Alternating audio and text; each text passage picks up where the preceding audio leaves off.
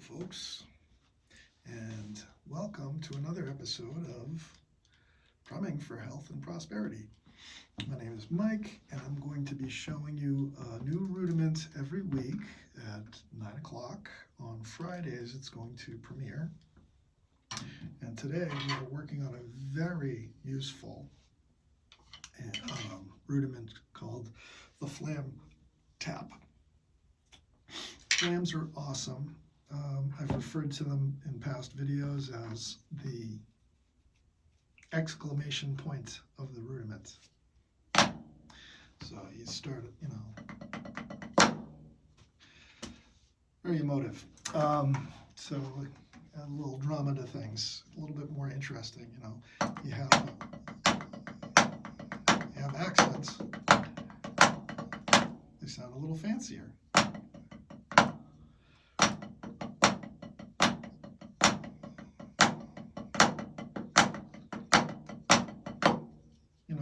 So they sound pretty cool. A flam accent is actually, it will probably help you with your doubles a little bit. If you've been working on number 6, the double, and trying to perfect that, it's very similar to that, although you're just basically starting a flam before it. So we're going to get in our ready position, and our beads of our sticks are about 1 inch off the surface. We have good technique. You always want to be checking for that. Make sure that you are doing good technique, because not only, excuse me, I beg your pardon, not only will you sound better, but you also won't hurt yourself, which is something that I have done. I usually tell all my students, don't be me. There's a scar here. I don't know if you can see it. If I go close enough, maybe you can. You see it?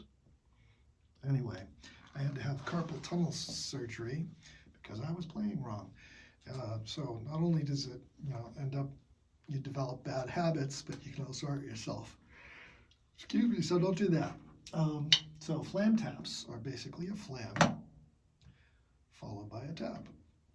So if you're doing a right flam, here's my right hand, here's my left hand. I'm setting up for the flam, dropping both sticks at the same time to make a nice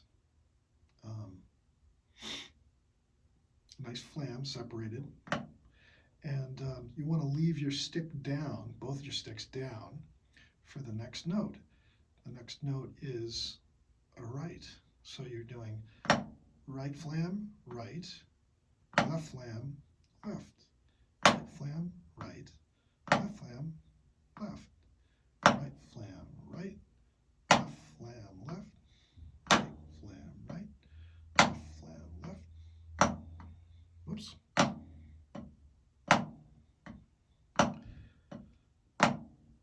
Repeat ad nauseum. Oh my gosh. I can't talk and play at the same time. Sometimes I can, sometimes I can't. Today I can't. I just shoveled out from this ridiculous blizzard. It was,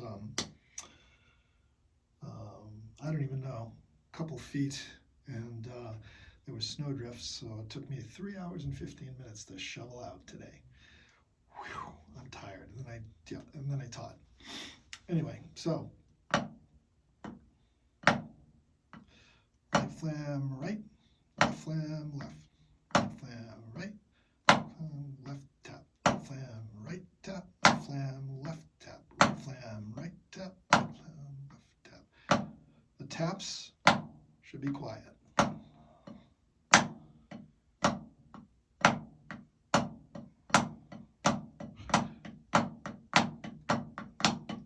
Once you start getting rebound going,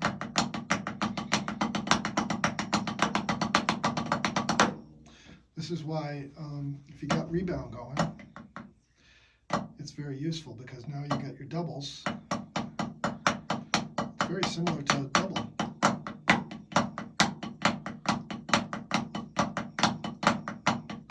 But what ends up happening is you're doing 3 strokes on one hand.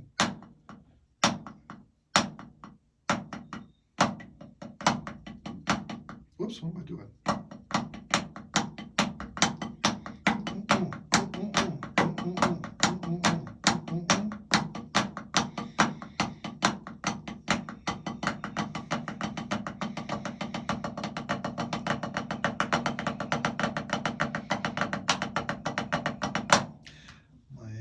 Flams start getting a little sloppy when I go faster, so listen for that, you know, watch out.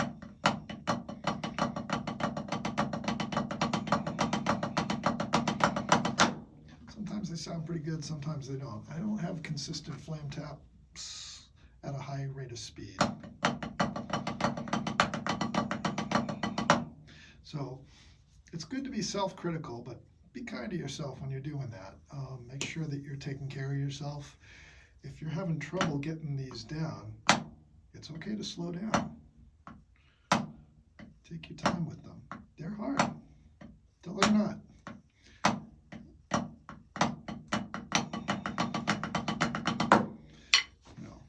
You won't be able to play these right away fast like me, so don't even try. Make sure that the sound quality is good. If you want to try, but just don't get tight. Stay loose. Let the sticks do the work. You can get really tired by tightening up. So that's a flam tap.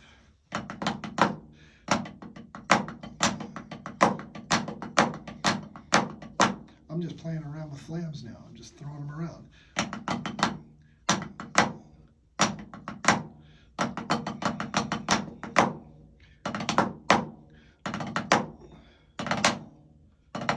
5-stroke rolls. You know, you put these together, you're making musical sense of things.